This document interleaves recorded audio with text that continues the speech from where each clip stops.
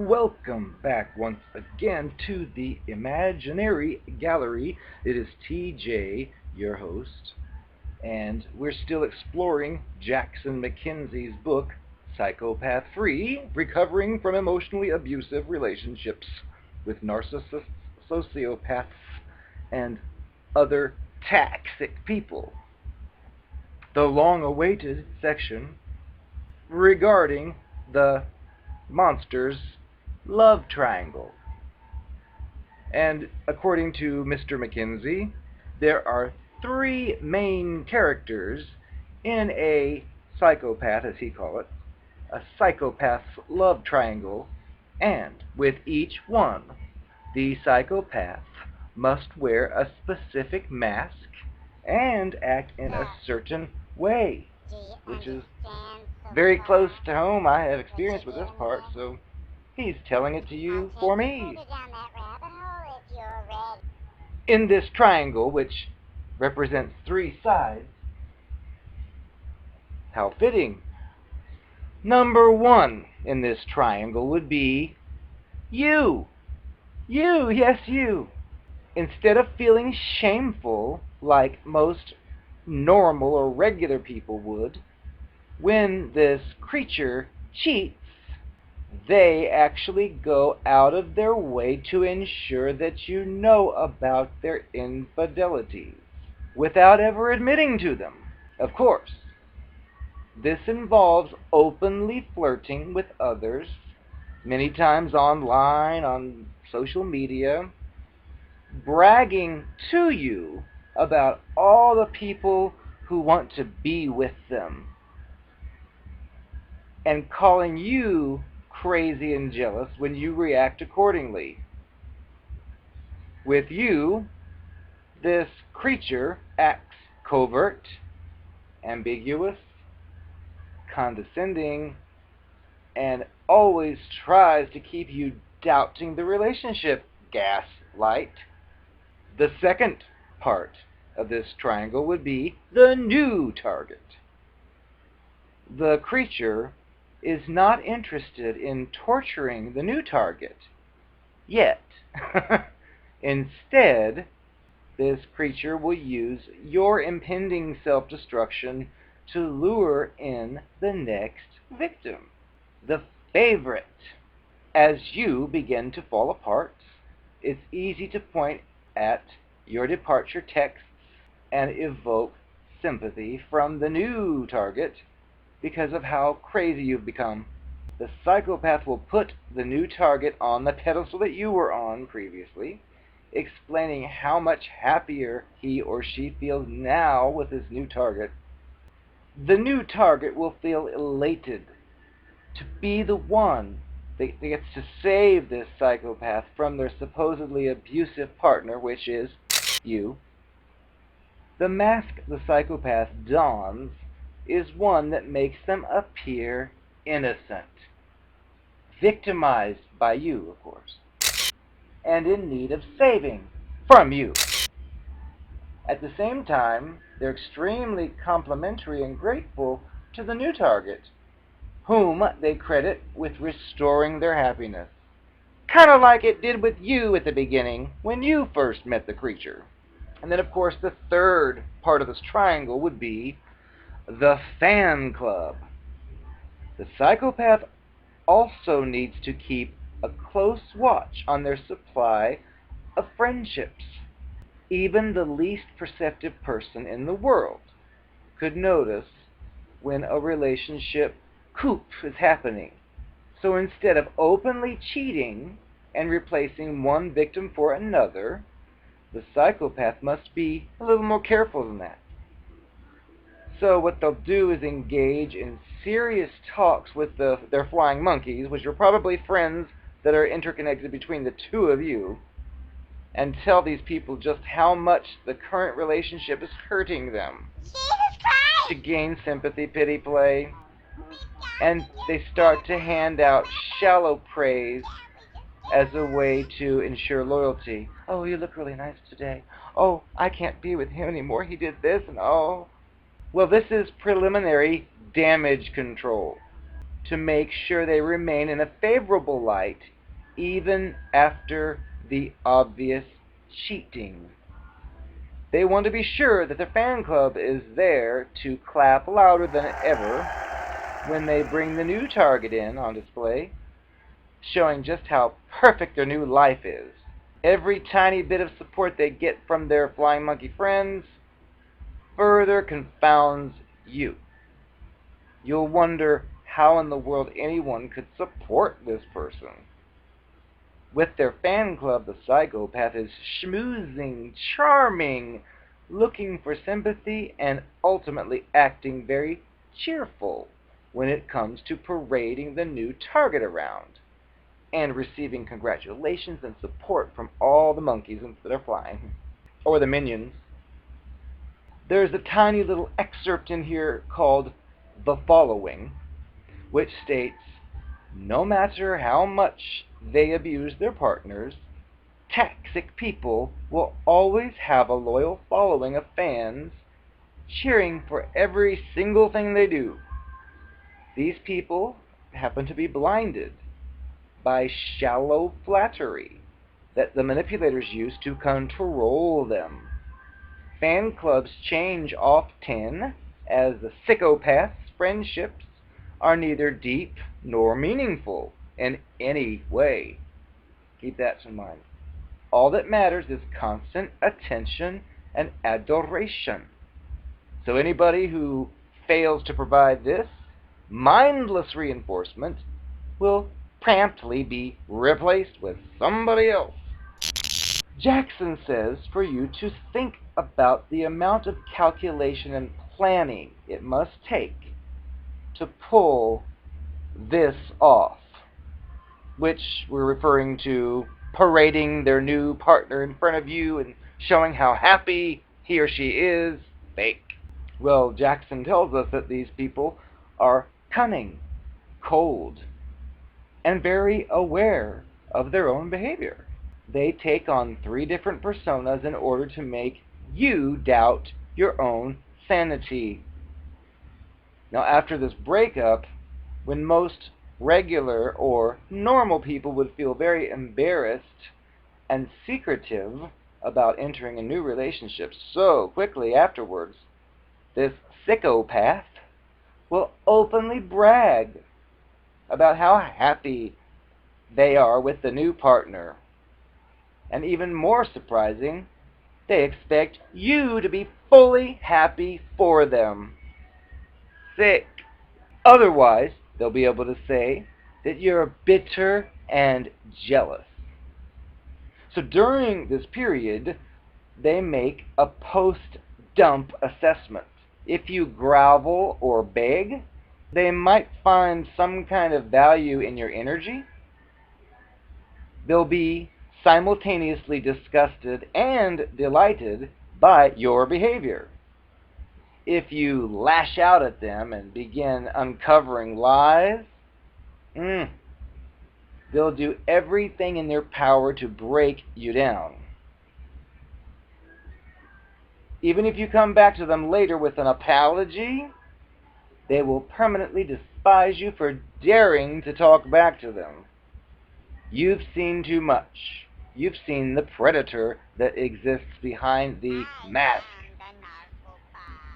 Even after the relationship's over, they will still use triangulation to try to drive you insane. They'll wave this new partner in your face, post all kinds of pictures on Facebook or social media, smiling, "Oh, we're so happy," fake, which I've seen all this before. That's why I'm making fun of it, because people do this. They do. "Oh, you just met yesterday. Oh, look how happy you are. Oh, it didn't work out. Oh." It's just retarded. But they try. They want to prove how happy and perfect they are together with their new target. But more than that, they want you to hate the new target, so you blame him or her for the dissolution of your relationship instead of the true abuser.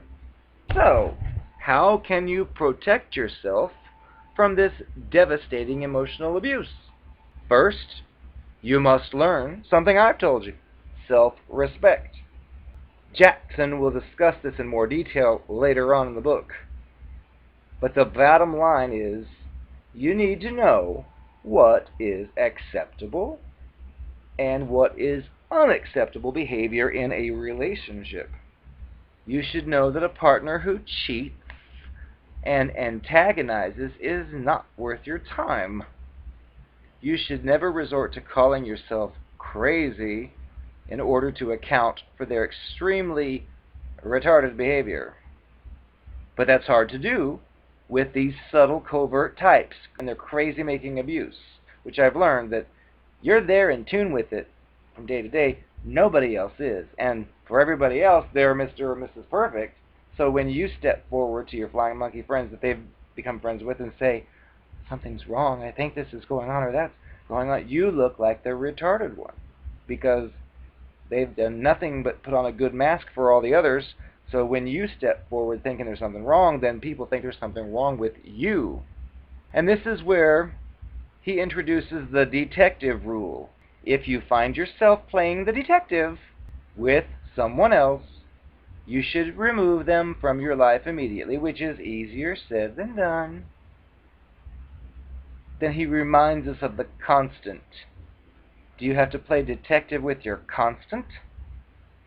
Do you cyberstalk their Facebook page and question every single thing they click on that they like and they say and whatever? No. So you know that the inclination to do that with this partner is not about you. Something else is compelling you to feel wary and suspicious. Even if this sense of distrust feels obscure and unreasonable, trust that gut feeling. If you're always worrying and doubting your thoughts, it's time to stop second-guessing yourself and start taking action. Now, Jackson tells us that miraculously every time, he says every single time you remove this toxic person from your life, you'll see that the anxiety subsides. And only you can truly know if someone is harming you, which is true. Only you know what is best for you. You can decide whether or not you like the way you feel around someone.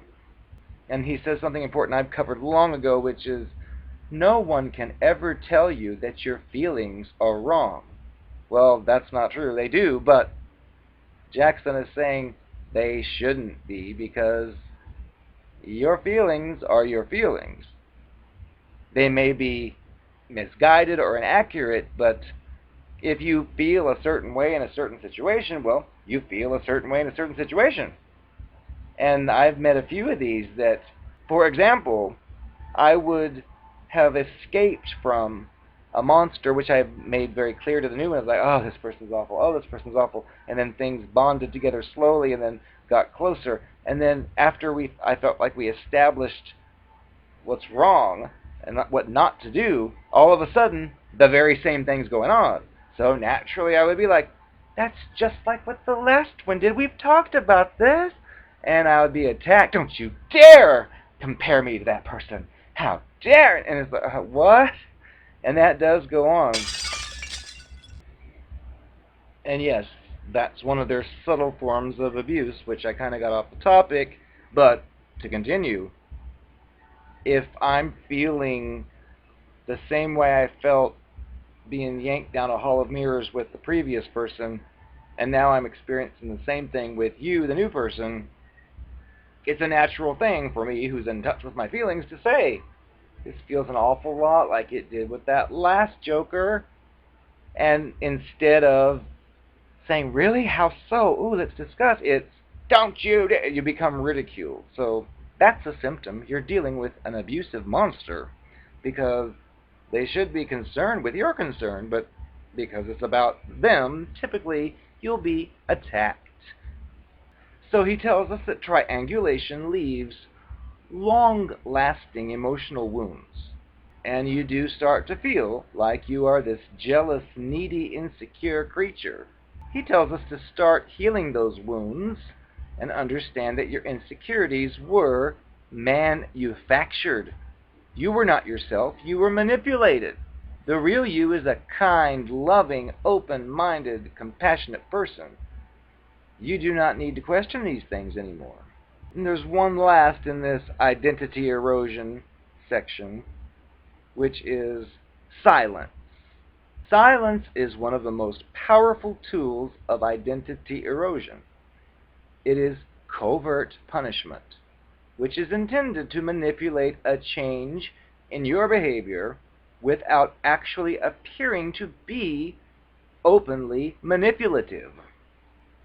When empathetic people are given the silent treatment, they often self-destruct and think of everything they might have done wrong. As a result, they begin to whittle down their entire personality in order to avoid repeating any of those potential wrongdoings. The silent treatment is a brutal form of abuse, one that pits you against your own mind. You declare war on your intuition and everything that you know to be true. Once your identity has been sufficiently eroded, the creature psychopath can use this final technique without any chance that you'll leave them. Instead, you torture yourself, carrying out the remainder of the abuse for them on yourself. They will leave you alone with your thoughts, planting subtle hints and suggestions over social networking to encourage you to have even more paranoia. You'll run through everything you've done in this relationship, blaming yourself for your feelings and emotions. You'll wake up in the middle of the night with your heart racing as you frantically hope a text comes from them, and probably doesn't. Nothing. So you log on to your social media, and then you see a chatting away conversation between friends and exes, and you're completely left out. So the point is, he's telling us that this person's not unavailable. They're simply ignoring you. You'll be expected to understand that they may not be able to talk to you for days at a time, despite having texted you hourly in the beginning of the relationship on a daily basis. All of a sudden, there's a big distance. You'll begin to feel that you are on some kind of probation, despite having no idea what you've done wrong. You may become passive-aggressive, drafting out long emails about their changed behavior and complete lack of contact. You used to call me every single day, and now I can barely get one conversation a week out of you. What is going on? Oh, I've done all that. I've said those things. You might even feel strongly enough to suggest that the two of you take a break, but you'll never follow through with it for more than a few hours. You'll think that you can out-ignore this person, remaining calm and collected, as if nothing's wrong, so you don't appear to be clingy. But these monsters will always win this game, because they do not need your attention. They've already found attention elsewhere with someone else. Yes, when this creature begins ignoring you for days, it does mean they've found a new target, despite what they may tell you, because remember, they've got to keep you as a potential backup supply on that back burner, so they're not going to blow it usually. And if you happen to notice them with another person, you'll probably get the same old tired line, oh, well, that's just a friend. And you'll hear things like, I'm not going to date anyone for a while, which really means that's the story I'm giving to you. And then to the other person, oh, I'd love to marry you. You're so wonderful. Oh, that person? Oh, he's crazy. He wants me still. I told him I'm through. That's the kind of crap they play with in these games. And yes, I'm repeating that when they disappear and they're not there calling you day and night, they found the new target. Otherwise, if they didn't, they would continue to be focusing all their efforts on you, like they used to. But now you've become an obstacle. They found something new and exciting, and your emotions are just a bothersome speed bump in their latest romantic adventure. But they won't ever tell you this. The narcopath will, But they will never tell you this. They will just continue to read your desperate text messages, ignoring them without any other words. They'll lash out and accuse you of being crazy, of being obnoxious and clingy, and they will not discuss anything over the phone or in person unless it's entirely on their terms. The abuse is no longer covert. Their contempt for you is at this point unmistakable. But despite all this, they will not dump you. Not yet. They're saving that for the right moment.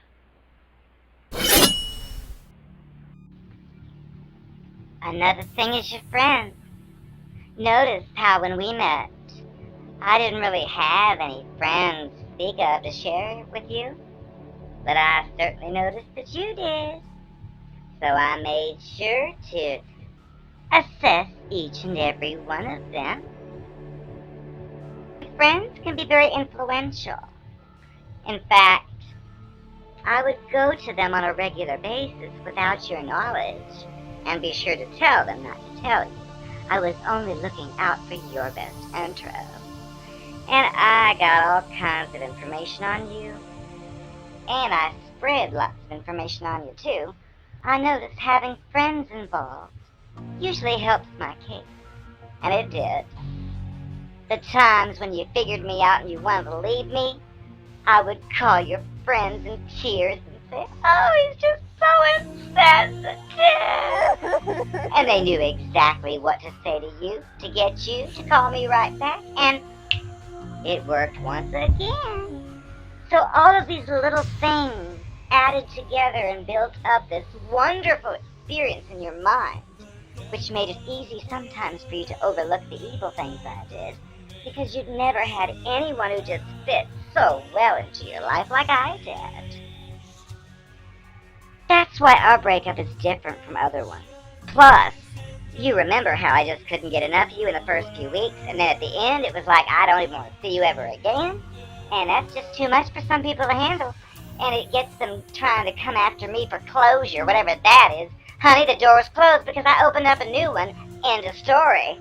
But anyway, hopefully that's helped you just a little understand what you went through, because I'm on a new project now. Good luck to you.